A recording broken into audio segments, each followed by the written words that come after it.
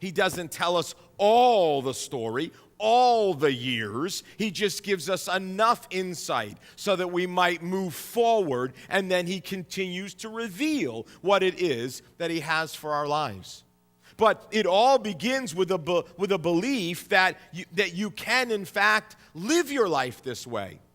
Not what other people say or critique, but what you believe that God has for your life and your purpose and ultimately your destiny. Now, to do this, you must resolve to change. You can't move forward in life toward a life that fulfills your unique destiny and leaves you with a life that doesn't have regrets. You can't do that by going down the same path that you're going. You have to make changes. To keep from regret, you have to resolve to change. In other words, it isn't not what could I or what should I or what might I, but what am I going to change? What am I going to change? Luciano Pavarotti, the famous opera singer, has a great life story. He grew up, his mother wanted him to be a banker. He ended up being an elementary school teacher. He did that for a while, but his father kept prodding him. You've got a beautiful voice. You've got potential. You've got a destiny to sing. Finally, he left teaching elementary school, started selling insurance so that he would have time to take voice lessons. Here's what he says about it. He says, studying voice was the turning point in my life. It's a mistake to take the safe path in life. If I hadn't listened to my father and dropped teaching, I would have never become the opera singer I am today. Change. Change. You have to change. What do you need to change? Well, what is it that is gnawing at you? What is it that you know even now, if I keep going this way with my life, I'm going to end up regretting it? That might look something like just a lack of inner peace. You keep trying to push it aside, but you just don't have peace. And the answer for that, I can tell you, is in finding a relationship with God. That's what brings peace. That gnawing at you is really that sense that things are just not right, is God's way of saying, you're living your life without me. You'll never become who I created you to be that way. There are other things. Certainly, there are people who are struggling with financial concerns. If you keep going the way you're going, you're going to end up regretting when you come to the end of your life the decisions that you've made. Some, it's about health. The longer that you keep putting off changing the way you care for your one and only body that God has given you, you're going to end up regretting that. For others, it might be a career. You're unhappy. You're miserable.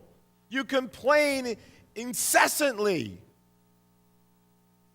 You're going to keep doing this for the X number of years until you come to what? Retirement, and then you look back with all these regrets.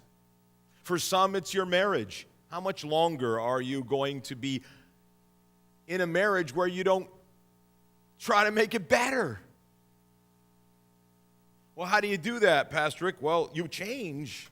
You change what you're doing.